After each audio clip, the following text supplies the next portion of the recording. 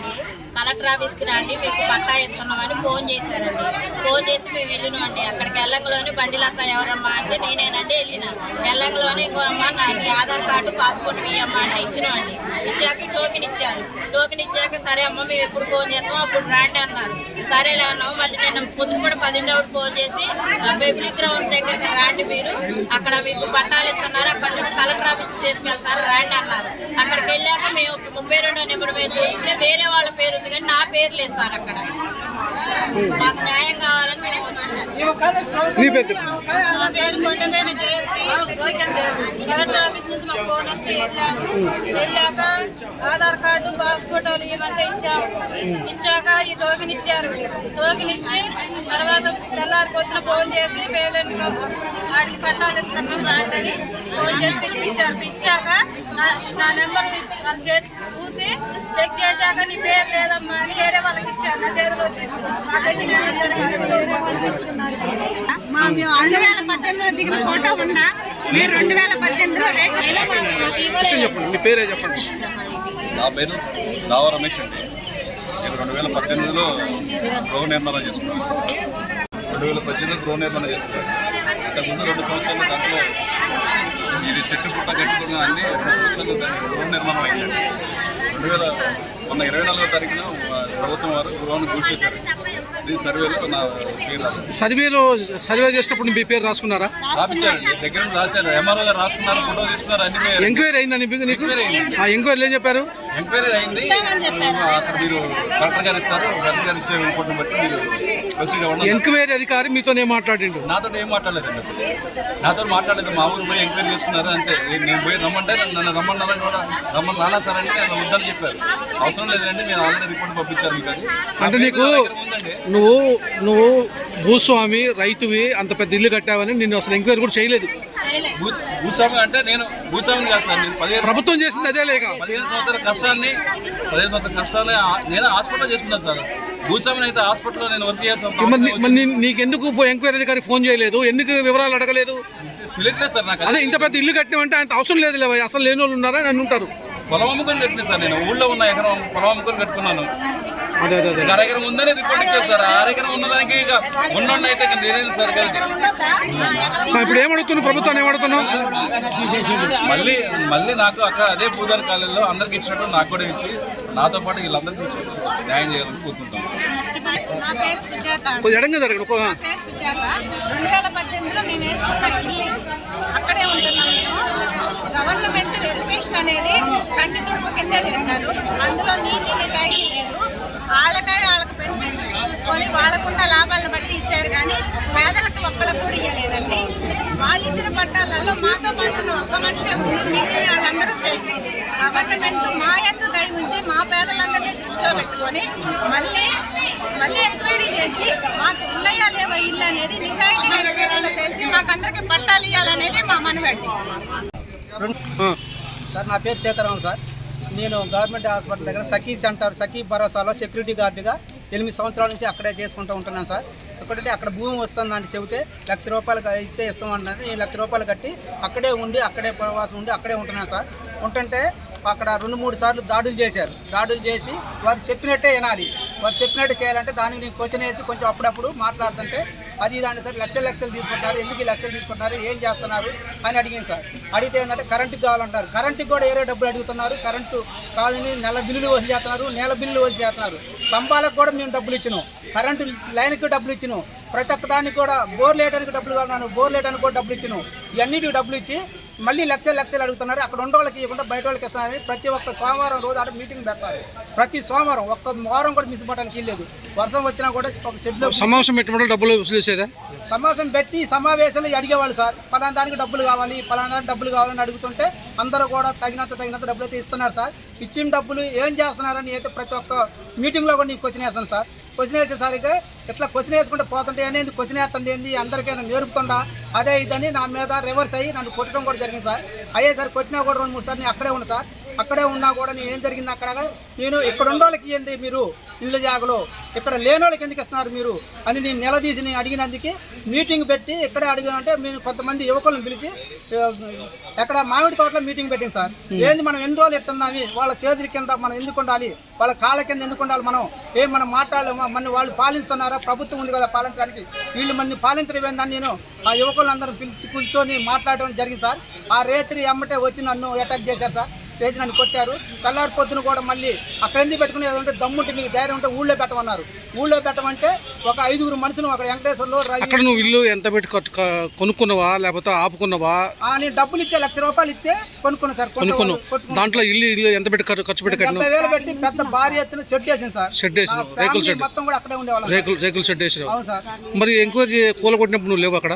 కూలగొట్టేటప్పుడు sir మన CI గారు భానుప్రకాష్ గారు ఆధ్వర్యంలోనే మేము సురేష్ గారి ఇచ్చే పక్క దాంట్లో వేసాం సార్. బోరింగ్ యువతల దాంట్లో ఉన్నాం సార్. మేము వచ్చిన దాంట్లో సార్కి వేజర్ల సురేష్ గారు సురేష్ గారు దాంట్లో ఉన్నాం సార్. మేము 2 సార్లు డోజర్లు అవన్నీ వచ్చినాయి కదా సార్. సార్ చెప్పారు క్షేత్రంలో నువ్వు చెబుతున్నాగా ఎన్ని రోజులు ఆగమైపోద్ది, అసలే ఈ భార్య చనిపోయింది మొన్నే సార్, నా భార్య కూడా చనిపోయింది సార్. నువ్వు చెడిపోయి ఉన్నావు, నువ్వు క్షేత్రంలో క్షేత్రంలో ఎందుకు ఆగమైపోతున్నావు, వేరేకెళ్ళి అటే పక్కన వేసుకో క్షేత్రాలు ఇక్కడ ఎవరికి ఉండవని సార్ అప్పుడే చెప్పారు సార్. సార్ మాట మీద నేను అక్కడ చెట్టు తీసేయడం జరిగింది సార్. నేను తీసేసి జరిగాక మళ్ళీ అక్కడికి పోతున్నా వస్తున్నా ఉన్నా, నన్ను కొట్టారు సార్. వాళ్ళ మీద కేసు పెట్టడం కూడా అయింది. ఎఫ్ఐఆర్ కూడా చేపించిన సార్. ఎఫ్ఐఆర్ కూడా చేపిస్తే కొట్టింది ఎవరు? భూదాన 17 మంది సార్. కాలూరు కృష్ణ, వాడి భార్య మంకిటి లింగరాజు, మళ్ళీ పోతేనే ఆడ మెయిన్ సార్. వాళ్ళ భార్య భర్తలు కొడుకులు వాళ్ళే తప్ప ప్రభుత్వం ఏమడుగుతున్నావు లాస్ట్ సార్? ప్రభుత్వం మేము అక్కడ ఉంటున్నాం, నేను పేదవాడిని, ఇల్లు లేదు వాకిల్ లేదు సార్, నాకేం లేదు సార్. ఇక్కడే పడి ఉంటున్నాం, సెక్యూరిటీ గార్డ్గా పనిచేస్తున్నా. నా భార్య కూడా చనిపోయింది, 2 పిల్లలు, నాకు ఇల్లు ఇవ్వాల్సిందిగా మీకు కోరుతున్నాను సార్. ఇక్కడ దాకా వచ్చారు మీరు? చెట్లన్నీ కొట్టేసుకొని చేసి డేరా వేసుకున్నాం సార్. ఫస్ట్ స్టార్టింగ్ లో సార్ ఇగో కూలగొట్టినప్పుడు సార్ ఇది మేము అక్కడ ఉన్నది, మేము మా సామాన్లన్నీ బయట పెట్టేసినాం సార్. ఆ రోజు కూలగొట్టే రోజు ఇగో మా వారు మా ఇంటికి దిగింది. ఇగో తాడు నలుపుసల తాడు తీసుకు ఇల్లు కట్టాం సార్. 6 లక్షలు పెట్టి ఇల్లు కట్టాం సార్. మేము నాకు 2 ఆడపిల్లలు సార్. ఇంటర్ చదువుతుంది పెద్దమ్మాయి, చిన్నమ్మాయి 10th సార్. మాకు ఏమి లేదు సార్, ఇల్లు లేదు, ఏమీ లేదు. మరి కూలగొట్టినప్పుడు మీ పేరు రాసుకోలేదా? కూలగొట్టిన రోజు లేదు సార్, తెల్లారి వచ్చాము, మాకు తెలియదు. అందులో ఎవరు ఉంటున్నారు అప్పుడు? మా ఇంటికి ఎవరు లేదు సార్, మేమే ఉంటున్నాము. అంటే కూలగొట్టు అక్కడ లేరు? మేము లేవు, మా సామాన్లను బయట పెట్టేసి కూలగొట్టారు సార్. మీ పేరు కూడా రాసుకోలేదు సార్. మా పేరు కూడా అసలు మీ స్టార్టింగ్ నుంచి నాకు 2 ఆడపిల్లలు సార్, ఏమీ లేదు. తాడు తీసి కుదబెట్టి ఇల్లు కట్టాను సార్. 6 లక్షలు పెట్టి ఇల్లు కట్టాను సార్. చూడండి ఒకసారి, చుట్టూ పారు కూడా బాత్రూమ్ అన్ని కట్టుకున్న ఆడపిల్లలు ఉన్నారని చూడండి సార్. కూలగొట్టినప్పుడు అక్కడే ఉన్నా. కూలగొట్టినప్పుడు చూడండి సార్, ఇల్లు మంచి కట్టుకున్నాము. ఆ చెట్లలో పుట్లలో వానలలో పడి ఉన్నాం సార్. ఇది కూలగొట్టినప్పుడు సార్. మేము తెల్లారు మాకు తెలిసినప్పుడు వచ్చినాం సార్ కూలగొట్టిండ్రని. మాకు ఇన్ఫర్మేషన్ కూడా ఏమి ఇవ్వాలి సార్, మాకు ఏం చెప్పలేదు. మా 2 బిడ్డల బతికి ఏం కావాలి సార్? ఇప్పుడు మాకు ఆధారం ఏమీ లేదు సార్. ఇప్పుడు అప్పుడు కూలగొట్టిన రోజు తెల్లారు మేము వచ్చినప్పుడు ఇది సార్. ఇప్పుడు మా అక్కడ కాగితాలు, మేము డబ్బులు కట్టిన కాగితాలు కూడా ఉన్నాయి సార్. ఇగో సార్ మాకు ఇచ్చిండ్రు, చూడండి సార్. మాకు ఇగో భూదానంద కూడా ఇచ్చారు సార్. ఇగో మాకు రసీదు అక్కడ ఇచ్చినప్పుడు ఉన్నప్పుడు రసీదు. మేము నెలకి సంవత్సరానికి నెలకి 2,500 మీటింగ్ పెట్టినప్పుడు అలా డబ్బులు వసూలు చేసుడు. అసలు ఒక్క ఏడుపు కాదన్న, 2 ఆడపిల్లలు, ఏమీ లేదన్నా. ఎట్లా మాకు ఆధారం చెప్పండి? ఉన్నోళ్ళకి ఇచ్చారు, లేని వాళ్ళు మేము ఎడిపోవాలి. ఏడుస్తున్నాం, 2 పిల్లలు ఆడపిల్లలు వేసుకొని ఎడిపోవాలి సార్. మేము నేను మాది కైకొండగూడెం నుంచి వచ్చామండి. ఖమ్మం వచ్చి 30 సంవత్సరాలు అవుతుందండి. మాకు ఎక్కడ ఏమీ లేదు. మాది జెండా బజార్లో మేము ఉంటాం. మా ఇల్లు గోలగొట్టేటప్పుడు కూడా అన్నీ రాసుకున్నారు. మాకు ఫోన్ చేస్తా అన్నారు. మళ్ళీ ఇక్కడ అంబేద్కర్ భవనంలో కూడా జాయింట్ కలెక్టర్ గారు పేరు పెట్టి పిలిచారు, నెంబర్ తీసుకున్నారు. మరి కైకొండగూడెం వాళ్ళకి 3 పేర్లు అన్నారు, నా పేరు రాలేదు సార్. ఒక అతనికి అయితే ఇల్లు ఇచ్చారు, ఆయనకి ఇల్లు ఉంది, అన్నీ ఉంది. మీకు ఎంక్వైరీ చేశారా? చేయలేదు సార్, అసలు ఫోను చేయలేదు, ఎంక్వైరీ చేయలేదు. ఇల్లు నాకు ఇచ్చింది ఎవరికి? అక్కడ కైకొండగూడెం కుమ్మరోళ్ళ అబ్బాయి, వాళ్ళ నాన్నకుంది, వాళ్ళ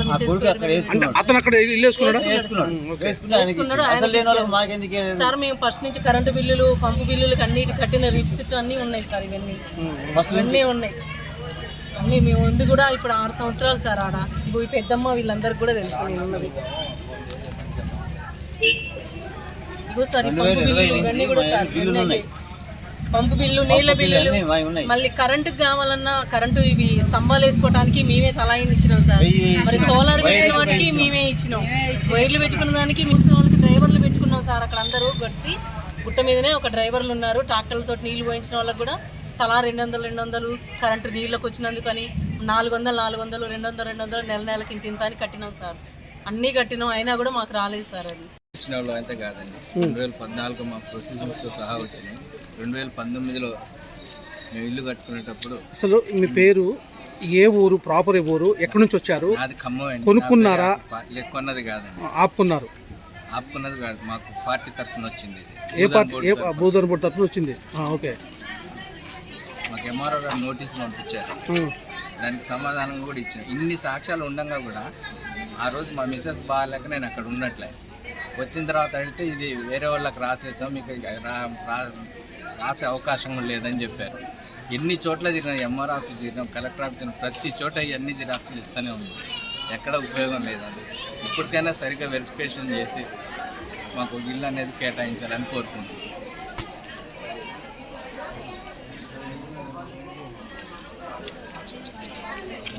లేదా ఇల్లు కట్టుకున్న తర్వాత ఇంటి ముందు ఫోటోలు దిగి ఆన్లైన్ కూడా చేశాం. జియో నెంబర్ 50 ప్రకారం ఆన్లైన్ చేసుకోమంటే అది కూడా చేశాం.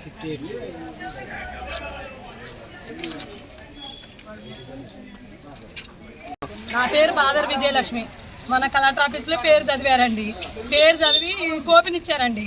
కోపిని ఇచ్చిన తర్వాత ఆధార్ కార్డు ఇచ్చిన, రేషన్ కార్డు ఇచ్చిన, 2 ఫోటోలు ఇచ్చిన. ఫోటో ఇచ్చిన తర్వాత నిన్న పోతే నా పేరు లేకోకుండా నా పేరు మీద వేరే వాళ్ళకి ఇచ్చారండి. ఆయన పేరు హన్మ, పైన పేరు తండ, నా పేరు మీద వాళ్ళకి ఇచ్చారండి. పైన పేరు తండ, ఏనుకూరు మండలమే. ఆయన పేరు హన్మ, ఆయనకి ఇచ్చారండి. నా పేరు లేదని చదువుతున్నారండి. నుంచి ఎంఆర్ ఆఫీస్ ఆయన అక్కడ ఉన్నాడా? ఉన్నాడు. ఆయన అక్కడ ఇల్లు వేసుకుంటా వేసుకుంటండి. ఆయన వచ్చి 2 సంవత్సరాలు అవుతుంది. ఆయనకి ఇచ్చారు. మీ 10 సంవత్సరాలు ఉన్న వాళ్ళకి మాకు లేదండి. మాకు ఇల్లు కూడా లేదు, భూమి లేదు, ఏమీ లేదు. ఎంక్వైరీ కూడా చేయండి మీరు. మీకు ఎంఆర్ ఆఫీస్ కడిగి పోతే కూడా మీరు అక్కడే దోలాడుకోవాలి కానీ ఇక్కడికి ఎందుకు వచ్చిన అమ్మ అంటాడు. మీరు పంపి పట్టే కంటే మాకు ఎట్ట అయిపోయిందని అన్న. ఇప్పుడు ఇందరం మిల్లు పట్ట అవుతున్నాను, పట్టాలు అడిగి చేసి ఉంచారు నా పేరు మీద. నాకు స్థలం లేదు, నేను మాకు స్థలం చూపిస్తే నేను ఇల్లు కట్టుకుంటే లేకపోతే లేదని చెప్పిన. దయచేసి నాకు ఖమ్మంలోనే ఇవ్వాలండి. ఇల్లు శాంక్షన్ వచ్చిందండి, పట్టా కూడా వచ్చింది. కాకపోతే ఇంటి జాగా లేదు నీకు. లేదు అంటే నీకు ఎక్కడ ఇస్తారా మరి? అది ఎక్కడ ఇస్తాడో ఏమో ఆయనకే తెలియదు. ఈ కోపిని ఇచ్చిండు, ఇందరమ్మ పట్టా ఇచ్చిండు. ఇప్పుడు ఎంత పట్టా ఏది తీసుకురాలా? నాకు వద్దని చెప్పి ఆడబెట్టి వచ్చేసిన. నాకు ఇల్లు లేదని పట్టా ఎందుకన్నా? మీ సొంత ఊర్లో ఇంట్లో జాగా ఉందా? లేదు, జాగ లేదు. ఏడియాలే కానీ పెళ్లి చేసుకొని వచ్చింది. అత్తగారింటి కాడ లేనే లేదు. నేను ఖమ్మంలోనే ఉన్నా. నేను దొంగ వెరిఫికేషన్ చేసి చేశారు. పేరు మీద అట్టిస్తారండి. తెల్లారి పడకలు నా పేరు పోయి వేరే వాళ్ళ పేరు ఎట్టొచ్చింది. నాకు అది కావాలి. ఈ కోపం ఎందుకు ఇచ్చింది? నా పేరు లేనిది. కలెక్టర్ ఆఫీస్ లో 3 సార్లు చదివారు నా పేరు. అయ్యా పొంగిలేటి శ్రీనివాసులు గారు నాకు కోపినిచ్చి నా పేరు మీద వేరే వాళ్ళకి పట్టా ఎట్టిచ్చారు. దయచేసి నా పట్టా నాకు ఇవ్వండి, నా ఇల్లు నాకు ఇవ్వండి. తుమ్మల నాగేశ్వరరావు గారికి కూడా చదువుతున్నాను. ఏడా చోట అయితే లేదు నాకు. ఇదే ఇక బట్టి 3 మంత్రులకు చదువుతున్నా నేను. ఇల్లు అయితే లేదు. నీకు దండం పెడతండి. మాదైతే మా కోపెన్ పేరు మీద నాకే కావాలి. నాకు 35 నెంబర్ కోపెన్ ఇచ్చారు, అదే నాకు కావాలి. నా ఊర్లో కూడా ఎవరు చెప్పారు ప్రెస్ మీట్ పెట్టమని? ఇక్కడ ఖమ్మంలో ఇప్పుడు ఇక్కడ ప్రెస్ మీట్ ఎవరు చెప్పారు పెట్టాలని?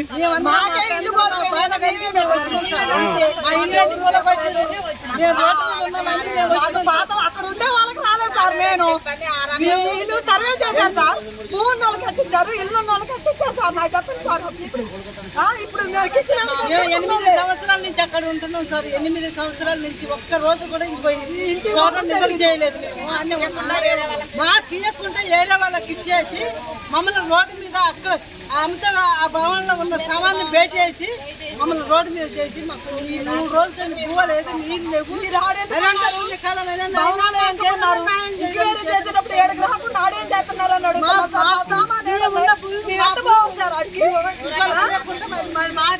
ఇచ్చేసి ఇల్లు కట్టుకోవాలని అంతే మీకు దండమే పెడతాను దండమే పెడతాను మాకు ఇల్లు మీద పర్వాలేదు మా స్థలం మామూలు పెడతాను